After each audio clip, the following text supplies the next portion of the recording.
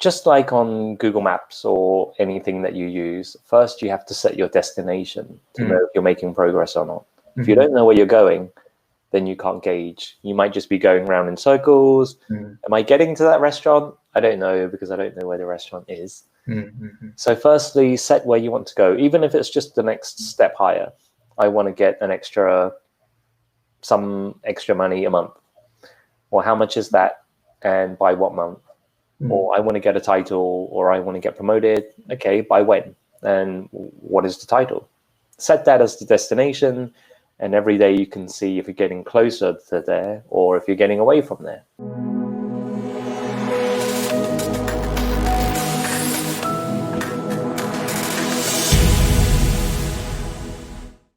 Good morning. Welcome to the Life Changing Habits podcast. I'm your host, Jinsuke Ida.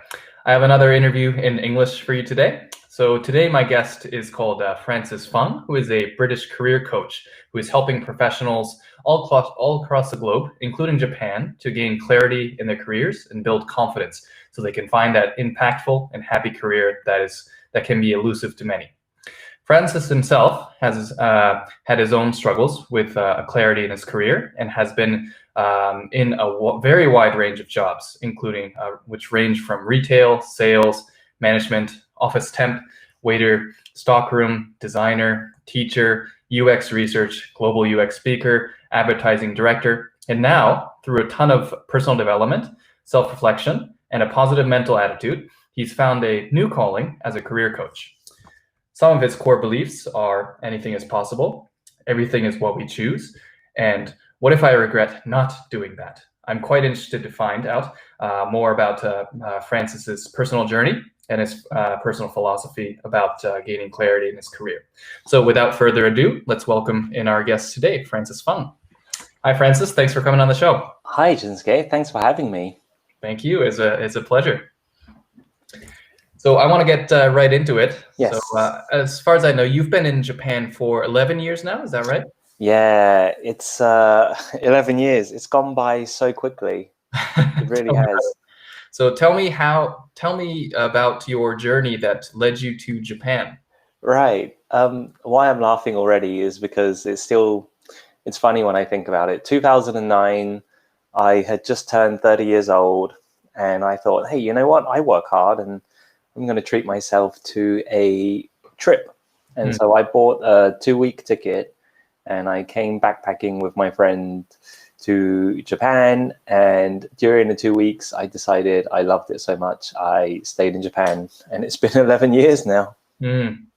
What was it about Japan that really got to you? So growing up, when I was young, it was always anime and games and manga, and when I came here it wasn't just that. It was that, of course, but just the people, how completely different Japan is to London. Like that's where I grew up, spent all my life. It's just upside down here. Everything is so different. The people, the culture, how people behave. And I really wanted to challenge myself. London, I've gotten used to. I thought if I could make it in Japan, I could make it anywhere. So that was my challenge to myself. Right. So how did things start out in Japan when you first came? They were very tough. So being, British, and we go anywhere in the world and we just use English, and we expect everyone to also just speak English. But coming to Japan, back in 2009, I didn't meet that many English speakers, and it was very tough because I spoke zero Japanese. And I started out as an English teacher, teaching kindergarten, and then business English, and then high school. And then luckily I could move into UX research, did well there. And then from there on, I moved into advertising. And to, keep it really simple, I thought helping one client is good and helping people individually is great. But I could be helping, more than just the one client. I could be helping many people with their careers. That's when I decided career coach is something I should do. So this was in when you were doing advertising, yeah? It was, yeah, the past couple of years. So the client was lovely. The project was great. It was a global project. But all during my 11 years in Tokyo, people have always asked, how do you improve your career? How do you move up? How do you do better? How do you get more money? How do you get promoted? And they would always ask me, and I would always give advice, and it would help people, and I would see it help them, and I would see them do better. And that gave me the idea of, well, why not just help people full time? It makes me happy, and it helps change their life.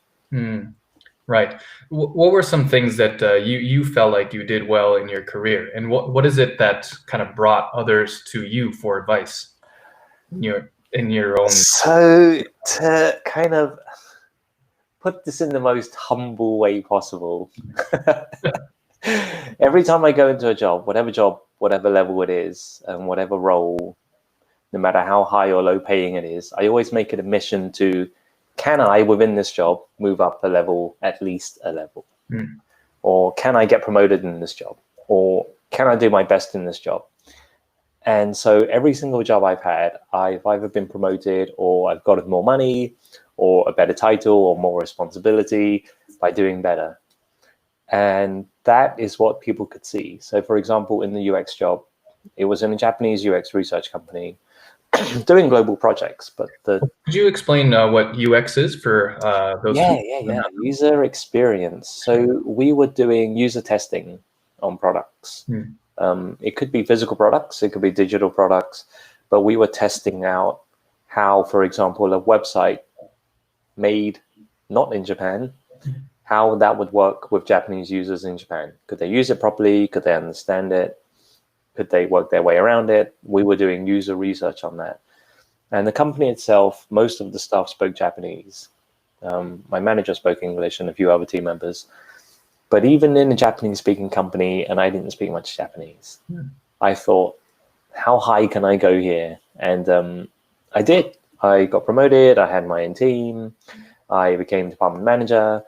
And people see this and they wonder how you do it. How can it be done? What can I learn from him? And so they ask me, how do you do better? Right. How do you make the distinction between, okay, I have to kind of grind it out, I have to, change myself and evolve, versus, okay, maybe it's time to take my talents elsewhere? How do you make that distinction? How do you gauge yourself? How do you know if you're doing better, basically, right? Well, you've got to set some goals. So firstly, just like on Google Maps or anything that you use, first you have to set your destination to know if you're making progress or not. If you don't know where you're going, then you can't gauge. You might just be going around in circles. Am I getting to that restaurant? I don't know, because I don't know where the restaurant is. So firstly, set where you want to go, even if it's just the next step higher. I want to get some extra money a month. Or how much is that? And by what month? Or I want to get a title, or I want to get promoted. Okay, by when? And what is the title? Set that as the destination, and every day you can see if you're getting closer to there or if you're getting away from there. And how do you know to take your talent somewhere else? Well, if you've set a goal and if you've spoken to your seniors or manager about it, and if they feel it can be achieved or it can't be achieved, that will help you decide as well. Right. That makes a lot of sense.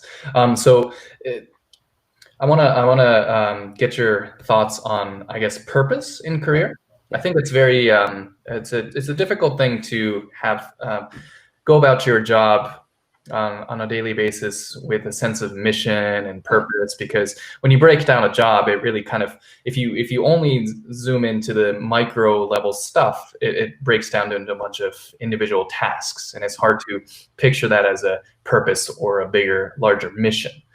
What do you think are some keys to generating that sense of, not just having a goal, but a bigger purpose? I think the first thing, and it's the simplest, and also people will think, oh, thanks, that was helpful or boring. But the simplest tip I can give is you have to write down what that larger goal is. And you have to remind yourself every day, whether it's at the top of a notebook, whether it's on a Post-it note that you stick to your monitor, you have to remind yourself why you are doing what you're doing. And at work, if it's a project, why are you doing this project? What is the goal? Is the goal to bring this product to the wider audience? Is it to be the best whatever company it is in the industry? Is it to do your best in this job so you get promoted? You have to have that overall goal to remind yourself. I want to get more money so that I can send my kids to a better school or something like that, to remind yourself every day. And then that will remind you why you are doing those minute and separate tasks because of this grand goal. And it could be any goal. The goal should motivate you and pull you, though.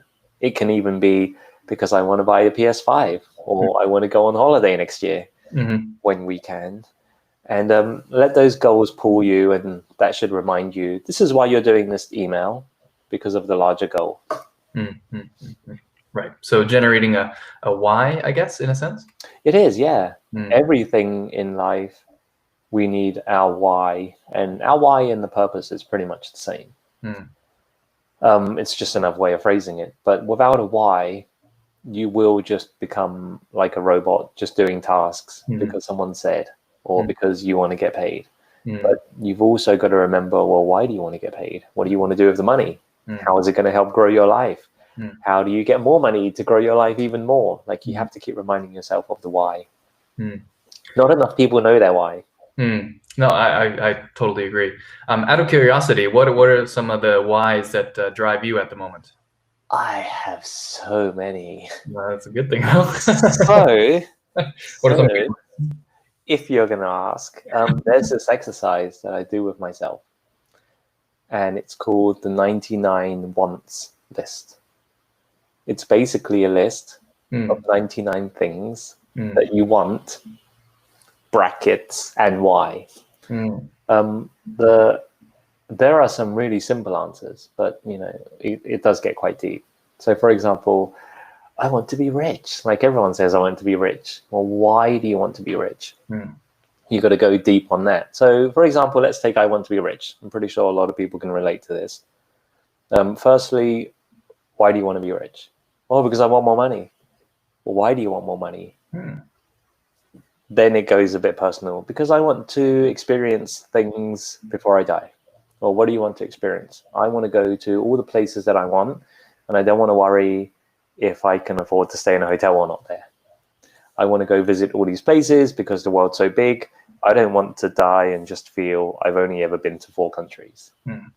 Well, why do you want more money? Well, I want to make sure that I can take care of my brother in London and his family if they ever need it. I want to make sure that my son gets everything that he wants without being spoiled. But I want to make sure if he ever wanted anything, I could afford it without worrying. I want to make sure his medical expenses are covered without worrying. Like, that's my why for getting money and for getting rich. But some people just stop at the surface level. I want to get rich because I want a car, because everyone else has a car. But when you get deeper, it starts to drive you. So I've got 99 of those reasons. Right. Yeah. So I guess that in a sense, that's kind of sitting down and, facing those questions, I guess. You've got to get real with yourself, yeah. Right. Like, in order to know where you want to go on that Google Maps, you really have to ask yourself, why do you want to go there, though? Like, my destination is I want to get promoted. Well, why? Is it so that you can feel better about yourself? And what is it right now that you're feeling is lacking about yourself? It opens up so many questions. But once you get clarity on those, you will know why you wake up and why you do anything in the morning. Right. Yeah. Well, I was going to ask questions about clarity, but I guess my question is going to change. So is generating clarity in your career, is that just a sequence of asking different types of questions? How do you go about the process of generating clarity for yourself? So clarity can cover quite a broad range of points, even within a career. So getting clarity in your career can mean and can include knowing what job you want to do and knowing why you want to do it. And also clarity can mean knowing if you're suitable to do it, what your own skills are, what your why is, and then also what your values and beliefs are. for doing that. So getting clarity in a career, I would suggest starting to look at what you're great at and what is currently not working in your career right now. For example, a lot of people, and these are the most common answers, I feel stuck, I'm overwhelmed, I'm overworked, I don't like what I do, I don't believe in what I do. And so getting clarity in that situation means, well, what do you want to do? What is your meaning of not feeling overwhelmed?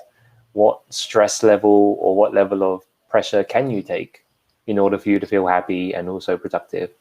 What do you mean you don't feel value in what you do? Like what job would you do that makes you feel you're contributing to society? So getting clear on those questions equals getting clarity. And then once you have those answers, the next level of clarity will be, well, what jobs are out there on the market that fulfill all of your needs?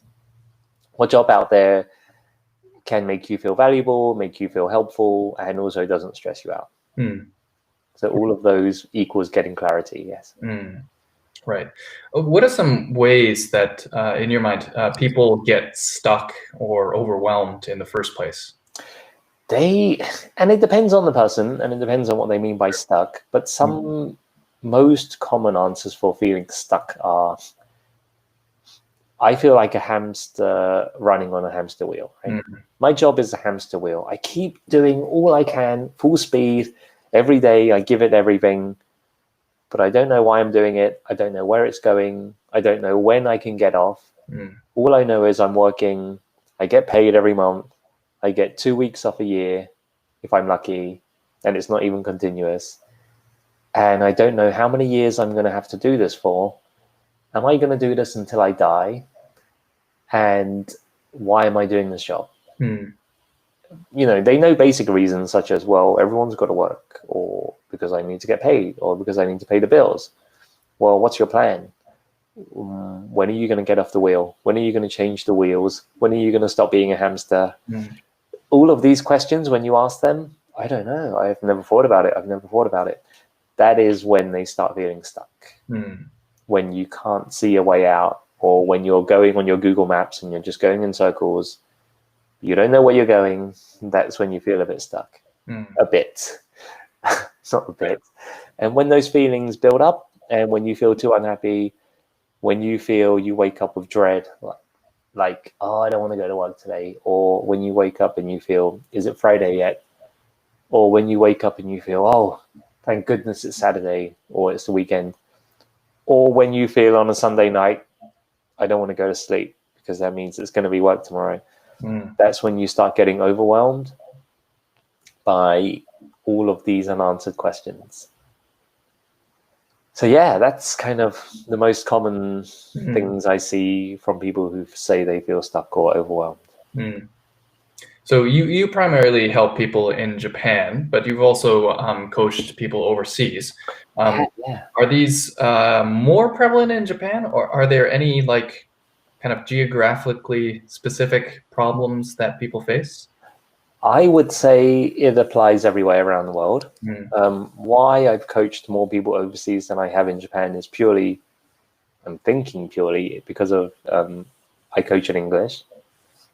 And I've coached people in India, America, Canada, UK, Australia, New Zealand, a couple in Japan, but mainly English speakers in Japan.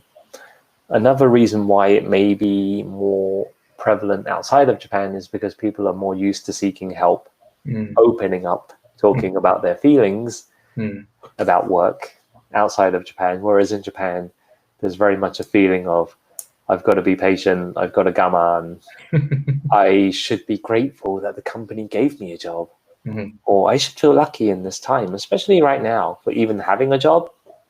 Therefore, I shouldn't complain. And it's very it's good in a way to be grateful, but never at the expense of your own happiness. Or you should never be patient in a situation that you know is bad for you, or not contributing to your life, or making you feel unhappy. There are better ways to earn money, and there are happier ways. You just have to find it. And you have to believe that there are. You can't just believe, I'm grateful that this company gave me a job. Right. I think that sense of belief is tricky without a level of confidence. Confidence is not really something that Japanese society fosters very well. Being confident in your own self. Being independently confident, yeah. Exactly, independently confident. What are some ways that someone might go about building up that confidence in your mind? How to build up confidence and self-belief, especially for people in Japan who have always been taught, think as a group, think about the group as a whole, don't be the one that stands out, don't cause trouble for others. How to be more confident in yourself is actually listing down, as an exercise, as a very simple exercise, listing down all the skills that you're good at and all the valuable things you've done at work or all the valuable things you've done in your life, and remembering those and reminding yourself, this is what you're capable of and more. This is what you have done already. These are the challenges that you overcame. This is how I felt. And just reminding yourself that you can do this. And on the flip side of that is writing down all your fears and self-limiting beliefs. I can't do that. I'll never get promoted at a job. I can't earn that much. That's crazy. Or no one in my company earns that much. Or the manager's going to laugh at me if I ask for a promotion. Writing down all those fears and then writing down why they are not true. And basically busting those self-limiting fears and writing down why it is true. Well, I can be the first to get promoted because I'm worth it, because I helped do 20 projects this year. And that means I do deserve this promotion, or I can lead this team, or I am good enough. Or that's not true because then I can study and then I can get the skills that I need to move up. Now, all of these sound easy when saying, oh, just, bust your own self-limiting fears or just do the opposite of what you're worried about. But a lot of people find it very difficult. They don't believe themselves. They need someone to talk to. Hence, that's what I help them do as a coach. Some people can do it by themselves. Some people can watch a YouTube video and get inspired, but some people need that extra accountability and motivation to help them get confidence. Right. I think you're absolutely on the money with that one. What are some types of questions that people can ask themselves to kind of help themselves along if someone wants to kind of inspire themselves, I guess? Yeah, I guess you have to think outside the box. Yeah, and they're, again, very simple questions that people would just feel, well, I knew that. But it's the actual doing it and the actual trying it. So, for example, you work in a particular industry, you want to change industry, you don't believe it's possible. Well, instead of thinking it's not possible, just ask yourself, how can it be done? How can I do that? And then literally go onto Google and look for examples of how people did do it, how to back up your beliefs, how to, even the step-by-steps, how you can change from the fashion industry to work in the catering industry. How can I switch from being an account director to being a chef? Like, someone in this world would have done that. There are going to be steps you can follow, or they're going to be hints. And if there aren't, find your own way, but you have to write down the hows. Once you break it down into how, it just becomes methodical, step-by-step. It's not theory anymore. It's not about belief. It's, here are the steps. If you follow these, it can be done. And so just find out the how. And also, look for examples that support you and support your beliefs. Right. Do what you feel is right as well. Like, don't do anything illegal, or don't go against what you believe in, or you got to do it by cheating on others. Like, don't go down that route. But do whatever feels right for you and whatever makes you feel happy. And with that happiness and belief will come confidence as well. Right. That makes a lot of sense. So I was talking to an owner of a recruitment company who's been recruiting in Japan for a very long time, and his observation was that Japanese people tend to need a lot more information before making these big decisions to have that level of confidence. I guess there's Japanese people have a healthy amount of skepticism towards job change, changing environment, things like this. Yeah. So I guess finding proof that yes, you are capable of elevating your career through this kind of move. I think that makes sense. Do you get that kind of sense as well, that Japanese people need more information and extra reassurance before they can take a risky move? Very much so. And it's not even just about risky moves, it's just about any actions in general. So growing up in London, and I'm just going to call it the West because it's easier. Growing up in not Japan, outside of Japan, we are taught, I am the best. I'm number one. It's all about me, especially if you speak English. I think those have their own sets of issues, but right, it does. It kind of is overly confident, bordering on maybe a bit silly, maybe a bit overly confident / a little bit stupid. But being an English speaker, we are overly confident, and that's how we are taught to be. We go to another country, I don't care what country I'm in, I don't care what language it is, I'm overly confident in my English.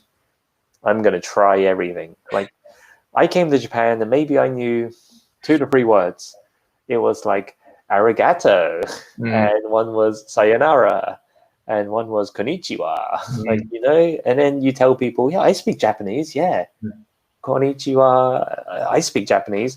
Whereas some people in Japan have 930 or 950 on their TOEIC, and they still say, oh, no, I don't speak English. It's like, what? You speak better English than me. Because they're humble and because they're shy. And so, yeah, I see it a lot. We are overly confident, and I will go for a job not having the skills and still feel, but I can learn it, but I can do it. And Japanese people definitely feel, unless I know it 100% perfectly, I'm not even going to say I'm going to try and go for that job, or I'm not going to apply for it. Now, going back to that UX research role that I did previously, so user research, it happens even with shopping, for example. So overseas, we will go on Amazon and we'll look at electronic device. I don't know if it's good or not. I haven't really read the reviews, but I'm just going to buy it and see. But Japanese people will have to read the reviews. What did everyone else say? Oh, I'm not sure I trust that. I'm going to look at it. I'm going to note down all the details or take a picture on my phone. Then I'm going to go into a shop, and then I'm going to look at the physical product, ask the store staff about it, get more info, and then think about it, and then go home. And if I trust it enough, I'll probably buy it online at home. That's the process it takes. A lot more reassurance is needed, a lot more info before anyone can make the decision in Japan. And it happens with a job as well. What if I don't get it? What if I look silly? What if they say I'm not good enough? Sometimes you can't overthink. You just have to go for it and try. Because what if you are good enough? What if you're good enough already and you're wasting time by not trying? You have to have that faith that you can do it. Yeah, I used to see that all the time. Someone can get a much better role with much better pay and exactly what they want. But when they're about to sign the contract, they have to go talk to their wives, and their wives will. You work for like a Tosho Ichibu company. Yeah. Like, why are you throwing it all away? Oh my gosh, yes, I know that feeling. Even including, what makes you think you can do that? But you don't have a certificate to be, or whatever that is, or you don't have that qualification, or you've never done that before. And then part of me is like, well, obviously, that's why I'm going for it. But yeah, Japanese people are much more capable than they believe. It's just built into the culture that you shouldn't stand out, or you shouldn't brag, or you shouldn't feel that you're the best, even if you are. Right. And sometimes that leads to the negative point of the people who are less skilled but very vocal and talk the loudest. They usually are seen as, oh wow, he looks like a leader, but they're the ones with the least abilities, which is a shame. Right. The phrase that you said definitely hits home. Japanese people are more capable than they believe. I think that encapsulates the kind of the dynamic. Oh yeah. I know it's a generalization, very sweeping generalization, but from what I've seen, just in talent in Japan, there are a lot of loud people who are less capable but get higher roles just because they can talk the talk, right? Whereas Japanese people, like I mentioned earlier, you might have perfect English, you might have TOEIC 930 or whatever the maximum points is, but you still say that you don't speak English. That's not going to help in your job application if you're that humble or that, non-believing in your own skills. Right. So I guess what you would advise to those kind of people is to kind of find out what they are capable of, because if they actually go digging and actually look at themselves objectively, they'll find proof that they are in fact capable. Is that something like that? It is, yeah. And that goes back to the busting your self-limiting beliefs, right? I can't speak English. Well, how do you bust that? Actually, I do have full marks at TOEIC. Yes, I can speak English. I already write emails every day in English. I speak more English than my colleagues speak Japanese. Like, if you just remind yourself of those points, you will build that self-belief. I can't get a better job. Oh, yes, I can, because someone else I've seen with so-called less ability than me has gotten much better roles. Right. Or, yes, I can, I just haven't tried yet. Or, who knows, let's try it anyway. Like, you have to just bust those beliefs about yourself. And that's part of, getting clarity and confidence as well. Right. If for someone who's not confident in themselves, can this kind of process work for like interview preparation as well? Absolutely. And you have to have those lists. Firstly, you have to have that clarity. What are my limiting beliefs? How do I bust them? The list of answers of why I'm good enough. And you have to read it and remind yourself before the interview. You can't just go into an interview feeling a bit unsure or less confident. You have to be in this kind of peak state, like at your highest point, where you've just reminded yourself, I am this good, I am worth it, I did do this, I did achieve this. And you have to have those feelings inside you. And then you go into the interview, and then when people say, why do you deserve this job? Then, or why do you fit this job? Then at the top of your mind, you already have to say, well, because I did this, because I'm more than capable, I know my value, I know the market worth, I know I'm above that worth. Like, all of those points you need to remind yourself of. And it's not just work. Like, this happens, clarity and confidence, this applies to everyday life as well. Right. Whether it's meeting people, whether it's networking, whatever. On LinkedIn, I'm just laughing because how a lot of non-Japanese people use LinkedIn is literally, hey, there's a person. I'm going to press connect. I don't know them. I'm going to press connect. I might send a message or might not. Hi, nice to meet you.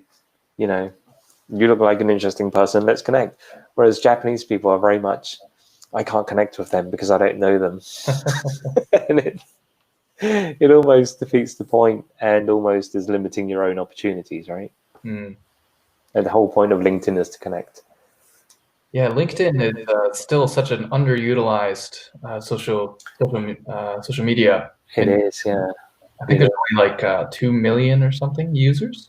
And which is a tiny user base compared to a lot of the other ones. Like Twitter is huge. It is.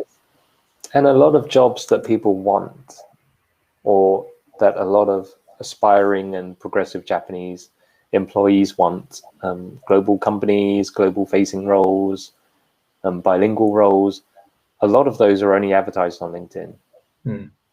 And a lot of people are still going through the usual Japanese traditional routes of recruitment because it's easier, or it feels comfortable, or it feels safer because it's with Japanese people when they speak great English already. They just are feeling a bit hesitant to use LinkedIn. And that's also one of the modules that I teach in my career coaching, not just for Japanese people, but just using LinkedIn in general for anyone. There are ways to kind of optimize your profile, how to message people, what you should say when you reach out. And absolutely, people should use LinkedIn. It's almost like saying, go find stuff on the internet, but don't use Google. That's how limiting it is. Right. I think, definitely LinkedIn has a lot more it can offer to the general Japanese population, I think. Very underutilized tool. But I think it's going to change, personally. The Japanese, the user interface is a lot more streamlined. It used to be it was only compatible for English users, basically. Yeah, and I just hope people get more used to kind of talking about themselves and celebrating their wins and achievements, and almost like doing that self-limiting belief exercise. LinkedIn is very much not in a bragging way, but you do have to list down your achievements. And while doing that, you will remind yourself why you are good enough, why you can do this, why you're valuable. It's just a reminder. Like, people need to know, because people are always so much more capable of things than they believe. Right. I'm interested to. I want to shift things over to kind of where you developed kind of your own, I guess, core values and things like this. Yeah. Are there any life events that kind of made you that kind of shaped your worldview? Yes. I listed a few things, like Anything Impossible in the intro. What are some things that shaped your worldview? I'm not going to go too deep, and it's not supposed to be a sad thing at all. And everything has a positive side, and you should look at it positively.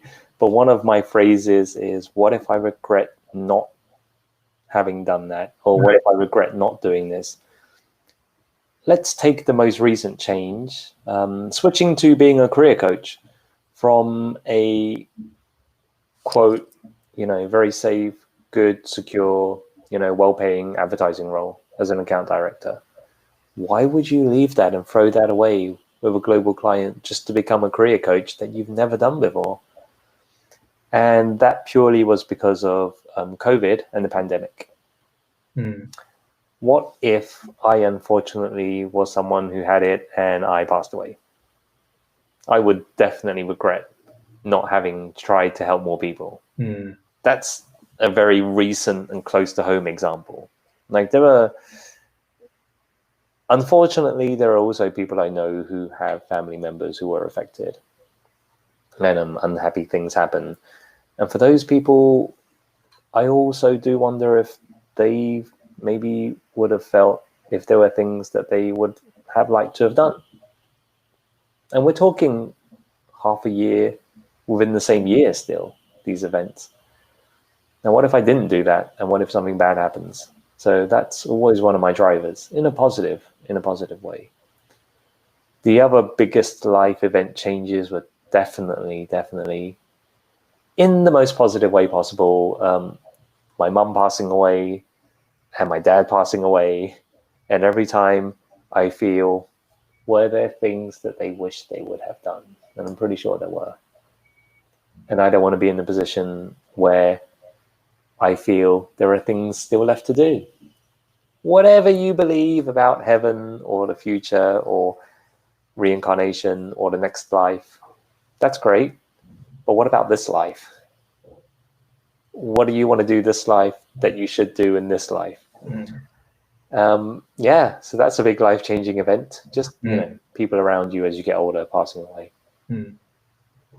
Right. I can't relate to the second part, but the first part you mentioned about COVID, that's pretty much exactly how I made my own trans as well. Because okay, the world's kind of there's some seismic changes happening, and it's like, okay, what if I never took that step to try something new? It's like, I've been doing this recruiter thing, and it's good, it's comfortable, but I always felt like there's something more that I could be doing. And like, maybe this is exactly the time I need to be doing it. I think so. And I'm glad that you have, and I'm glad that we're both here chatting and doing this, because whatever happens, at least we would have felt we tried, or we're doing this, or we're on our way.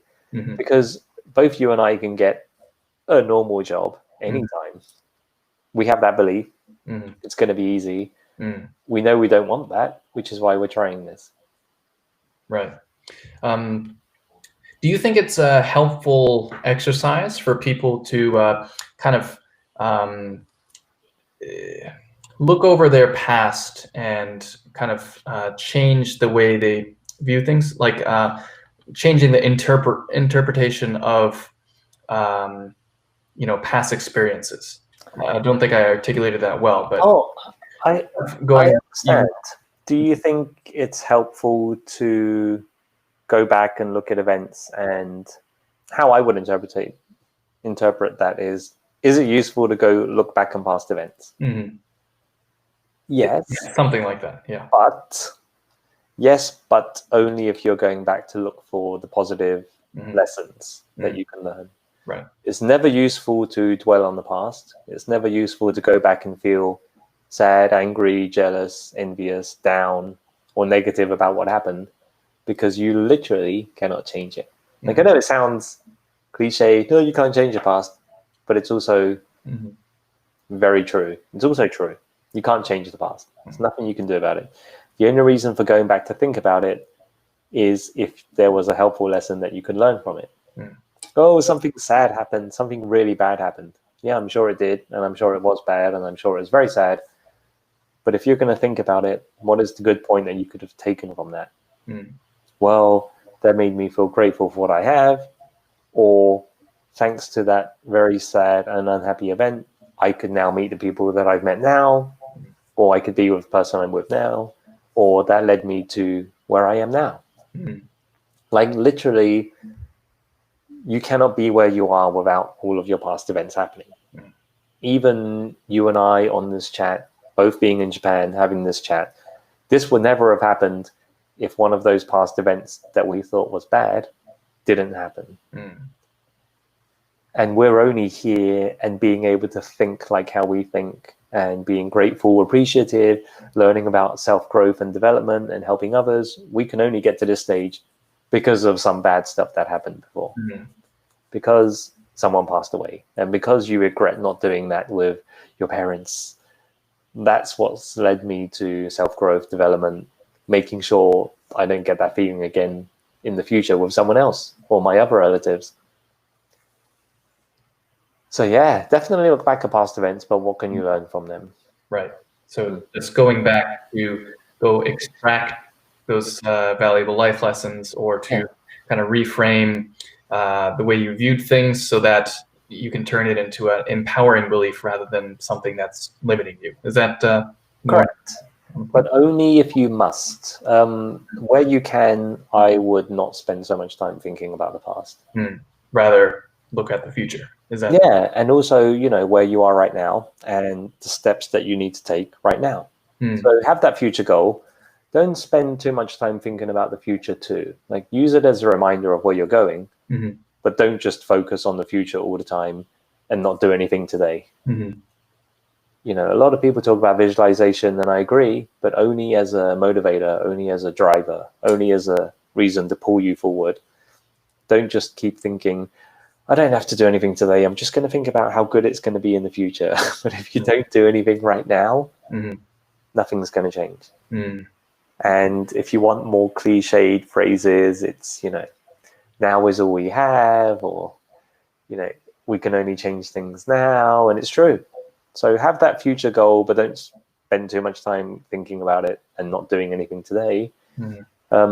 If occasionally you can't stop your mind from thinking about the past, it's okay, but take the positives out of it. Don't dwell on it. and mainly focus on what can I do now to reach that better future. Even if it means right now, stop thinking about the unhappy things from the past. Always be aware of what you're doing, always be aware of the actions you're doing, and is that helping you progress or is that not helping you progress? I had a few questions I wanted to ask, but what you said just kind of jumped out. It's like, I think you've brought up the word cliche a few times. I wonder why, it made me curious. I wonder why cliches become so unattractive when they're overused, because these cliches, they're things that are true. Do you think it's something like people who don't embody those cliches use them all the time to, I don't know, send a message, and that people view them as hypocrites? Or what do you think makes them cliches and kind of cheapens the word? What makes them cliches is I see a lot of people saying it but not doing it, and then that leads to a sense of, well, they kept saying it but they didn't do it, and therefore it makes it less true, or it just sounds like something nice to say. It sounds good at the moment, but they don't follow through. Therefore, I'm not going to believe that. It's just another phrase that people say. It's just all talk. That's why, I'm kind of reluctant to use it. But at the same time, those words and those sentences are absolutely true. If you believe and if you use them and if you follow what they say, they are absolutely true and they can work. Right. But they have to be backed. But you have to be backed up by action. Because without action, it just sounds like, it's just something that people say. I could have read that on, 10 Instagram posts, or I could have seen that on a YouTube video already today. But they're so true. It's so true. Very much. So this podcast, I call it Life-Changing Habits, and I've interviewed a few people. I still haven't asked this question. Are there any habits that you adopted, like positive habits that change your life, or any habits that you stopped doing, bad habits, anything like that? Mostly positive habits that changed my life. So as mentioned at the beginning, people think of habits as small things that you do regularly, that they become natural. But people think of them like actions, like brushing your teeth or eating healthy in the morning. But some of my habits that I have are mainly mindset. Every day reminding yourself what you're doing, where you're going with this goal. Also reminding yourself of, why you are good enough and why you're worthy. And also reminding yourself, am I doing something today, even if it's one action minimum, am I doing something today that's helping me progress to where I want to be? So the habit of thinking positively. So whenever anything bad happens in a day, and stuff will, oh my gosh, suddenly 20 emails came in, but I've only got time to do 5. How do you think positively about that? How do you still keep yourself motivated, not feel overwhelmed? How do you deal with clients that are unhappy? How do you deal with colleagues who are not helpful? How do you deal with people on the street that said something to you that you've never met before and that kind of put you in a bad mood? How do you deal with that? Habit of thinking positively. That's one of the most important habits that I feel. The habit of reminding yourself every day where you're going, as we mentioned, what your goal is, and your habit of asking yourself, why are you doing that? And then more practical habits that I do daily are, I have a to-do list and it's long, but what are the key points that I need to do today that would make this day a success in my mind? You can't do all of that list, but what are the 2 or 3 actions that I should take that even if they were all I did, that would be enough for today? So get in the habit of getting clear on what you're doing in the day. And then after that, there are many, many other positive habits, such as, planning your week, planning your month, setting your goals, all of those. Getting clear on your whys and refreshing that list as well. Right. If someone is kind of just going through the motions, What is one thing that they can start with that may have a disproportionately big reward for someone who's going through the motions? Yeah, if you have the awareness and you're lucky enough to feel you're just going through the motions, you're feeling a bit stuck, definitely, even before the goal of where you want to get to, write down what is working, what you feel is working in your life and your work right now, and what you feel is not working in your life right now, and then where you want to go to. Because until you list everything out of what's working, what's not working, you can't know how to fix anything, let alone go anywhere. And so, you might want to reach a better promotion, a better job, more money, but until you can see where the holes and the gaps and the leaks and where you're not working or functioning properly, you can't fix those in order to reach a higher goal. So the most helpful thing to do right now, get true with yourself, get clarity, list down what's not working and how to fix it. Makes total sense. I think in Japan, when someone's trying to elevate their career, I think the first thing they think of is, okay, I got to go talk to a recruiter. Yeah. What are some advantages of talking to a career coach before talking to a recruiter? From experience, I can't speak for all recruiters. And, I've worked with many and have spoken to many, and some are definitely more willing to help you than others. If you're unlucky, you're going to meet someone who will try to fit you into any job so they can get their commission. And if you're very lucky, you're going to meet someone who's more of a mentor, who's going to guide you, advise you on what's best for you. But they can only help you so much because they're not you and they don't know you deep down inside, what you want and your why. The advantages of having a coach will be just like how this conversation has gone now in this interview. We can discuss, well, what are your whys? Oh, I didn't know I need to find my whys. Well, here's how you do it. And here are some points of what you should look for. Get clear on where you want to go. A coach can help remind you of your strengths and how to bust your limiting beliefs so that you can get clear. And all of these skills are just like tools. You can learn these tools with a coach, discuss, get clear, and you can apply these tools for the rest of your life in your other situations, in future job applications. How you assess what to buy normally in daily life, as well as your job and your relationships with people around you. So a coach can, not only just help advise, but also to help you and to mainly help you figure out the answers for yourself. Because no one, coach or recruiter, no one has the answers. No one can rightly say, okay, on paper, you look like you're a good fit for this job, so go do it. You'll definitely be happy. No one can say that. A coach can help guide you to find those answers. But is that what you really want to do and why? Help you answer those for yourself and then help you plan and how to get it. Right. What are some ways that you guide people through, I guess, a coaching program? Are there any end goals that you set for people? How do you guide someone through your coaching program? So there are mainly two paths that I do. One is a very short course on getting clarity. So it's a 4-week course, and the outcome of that is to, after 4 weeks, for you to be at the stage where you know what you want as a job. And that job will be something that makes you feel happy, that you feel is adding value to society, and that you want to wake up and do it.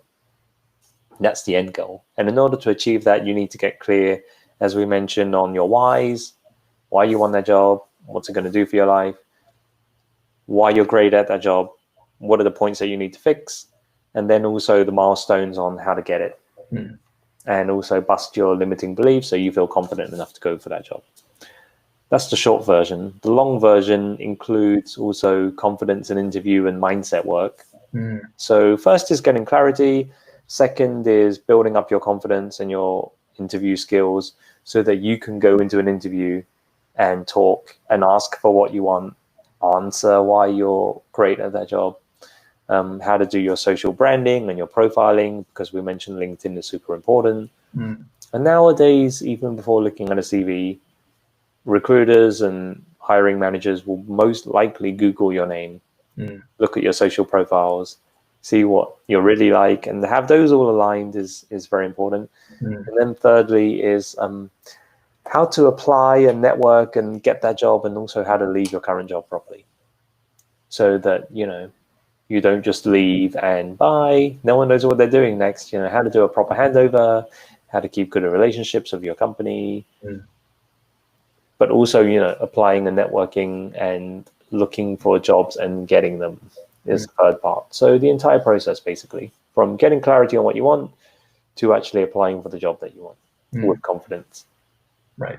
I think that's hugely valuable, especially the part about leaving like your company.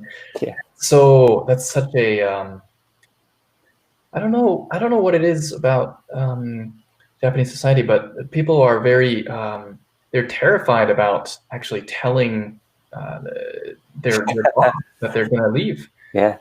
There's even services called like taishoku daiko, where Japanese people they tend to be lawyers, or the companies are run by lawyers. They pay companies to have them resign for them. I've seen some people use it, and it creates a total mess. Yeah. Companies pissed off because all of a sudden the employee's gone, and they just leave like this legal paper on the desk. It's a total mess. I think I've also seen services and read about services that do the same but help you break up with your boyfriend or girlfriend or husband or wife, right? It's just a cultural thing of, I don't want to upset other people, or not having the confidence to tell your employer or your manager that you want to leave and answer the questions on why, because you might feel it might be for selfish reasons, because you might feel it's for more money, and then you feel bad because the company gave you a job. You should be grateful. Or it might be genuinely because you just don't want to upset the company. Like, I know my leaving will be detrimental.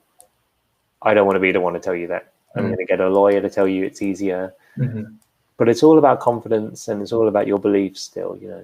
Some people don't want to tell because they feel, what if they start counter arguing or giving me points on why I should stay? And what if I start to then agree and then believe and then stay because I feel bad? But it's all about confidence and self-belief. And also, that's why it's important to leave in a nice, is the easiest word, in a nice way. Doing proper handovers, keeping good connections, keeping good bridges, because you never know in this small globalized world when you're going to work together again. And it has happened so many times before. And I'm so glad I leave every job with good relationships, because there are people who have become clients or have become connections again, or you need their help in the future. But a lot of Japanese people and a lot of non-Japanese people just don't know how to leave work properly, because it's such an awkward thing. And it's not like we get that much practice as well, unless you're me and you leave lots of jobs. Yeah, when I was a recruiter, I used to offer something called taishoku training. So literally just resignation training. Yeah. And it was I picked it up from a company before. So I can't claim that it was I created it, but basically turned it into like a 1-hour course almost of just That sounds super helpful. Training people how to resign from their company. And it's like rule number 1 is, you tell your company that you're leaving. You don't have to ask them for permission. That is so true. You think it's sense, but I think so many people feel like they need to get permission to leave their company. Hence the word taishoku negai. Oh my gosh, yeah. Because it's your life. It literally is your life. If and it's sad to think about this, but if it came down to it, and you were really unhappy in your life and you wanted to do something, but your company wouldn't let you, you've got to make that choice on what's best for your life. Whether that's, I'm really mentally stressed, I need to take a break, Oh, but you can't take a break because who's going to do the work? You shouldn't stay just to please the company, because at the end of the day, if any unfortunate thing was to happen, the last thing you think about will very unlikely be, I wish I worked harder for my company. It's probably going to be about loved ones or family that you didn't see. It's your life. You've got to live it. What makes you the happiest, you know. Not wishing bad on any companies, but you have to live your life that makes you happy. And once you're happy, you can become more valuable and helpful for whatever company you work at. You know, you might think you're staying and helping the company by being stressed and overworked, but you're also not giving the company your best efforts because you're stressed and overworked. Right. Well, what you're offering in your course sounds hugely helpful, especially for Japanese people. It sounds like there's a strong emphasis on clarity, but what are some things that clarity can do for you? Well, I think it's just the strongest foundation, basically. Once you're clear, you will feel confident. And why do you feel confident? Because you know exactly what you want, why you're worth it, what your gaps are, what your skills are, where you want to go on that Google Maps. And it just gives you confidence from knowing and being certain. So having clarity, for example, why do you want this job? Well, good question. I don't really know. Versus because it's the next step in my career, because I want to become a chef, because I want to help more people, because this job allows me to grow, because this job will give me more money so I can save up and send my kids to private school. That clarity and that certainty will even add to your air of confidence. How much money do you want? I want this amount of pay. Whoa, that's quite high. That's double your salary. How can you ask for that? Well, because I've got clarity. I did my market research. I know the industry range. Here are the top 10 companies, and here's what they're paying. Here are my skills. Here's the value I feel I can bring to your team and to the company. Therefore, I feel I am way more worth more than this, but I'm asking you for this. Like, having that level of clarity just gives you the confidence, as opposed to, wow, that's a lot of money that you're asking for. Yeah, I'm sorry. I shouldn't, I guess. You know, just a bit more than now is okay. That's not going to make you happy. It's not going to make you effective. And just having clarity in anything will make will make your life go smoother. You know, going to a restaurant. What do you want from the menu? I don't know. It takes 10 minutes. Versus, this is what I want to eat. This is going to make me happy. I'm looking forward to eating this. I'm going to order that. It just gives you a totally different kind of feel and confidence and vibration. It's the basis of anything, having clarity. Great. What are some people that you would want to help? Say, for instance, if you're struggling with this, or what are some types of people that you are looking to help in their career? So, if anything we've talked about in this interview has resonated, it's anyone who resonates with those points, and those points are: if you feel stuck, you're going around on a hamster wheel, you're doing the motions, you don't know how to get out or get off that wheel. That's one type of person. Second person is, I know I want better, but I don't know what that better role is for me. I just know it's not this. That's another person. Someone else would be, I'm definitely not happy in my job. I wake up with the feeling of dread. I feel I don't want to go to work. Work makes me feel physically sick. That's someone I can help. Someone who knows they want better, knows what they want, but doesn't know how to get it, is lacking just a little bit of confidence, or how to apply, or how to network, or how to negotiate. That's also who I help. And just generally anyone who is unhappy at work. I know it's broad, but the unhappiness at work, it's not going to get better if you just leave it. And it could be a case of you need more clarity. It could be a case of you're in the wrong role or the right role. But if you don't know what it is, then you definitely need someone to help you analyze, break it down, help you find the answers so that you can feel happy. So I guess all of those points, and just general if you're unhappy at work, you definitely need to talk to someone. Great. And what are some ways that people can reach out to you? Luckily, you've put my Instagram on this video, so that's the first way. On Instagram, just send me a message. I also have a website, which you can find on that Instagram, and also a YouTube. And if all else fails, you can just type in Francis Fung, career coach, and I'm pretty sure my website will come up. So message me on Instagram, YouTube, Facebook, LinkedIn, on my website. Anyway, and if they can't find me, they can find you, Junsuke. They can find me through you. We'll put all those in the description so they don't have to bother. Great. Okay, awesome. I think that's a good place to end it. Fred, thank you so much for taking the time. No, thank you, Junsuke. And then just for anyone who's watching this, even on replay or later, just if you do feel shy to reach out to someone, whether it's me or Junsuke. Like, definitely don't stay stuck or unhappy in your job, because as we've seen, things might happen in this world and you really don't want to regret not having done or reached out or asked about something. So thanks for letting me share the message, Junsuke. Oh, it was a pleasure. Cool. Have a good day. Okay. Thank you so much, Francis. Thank you.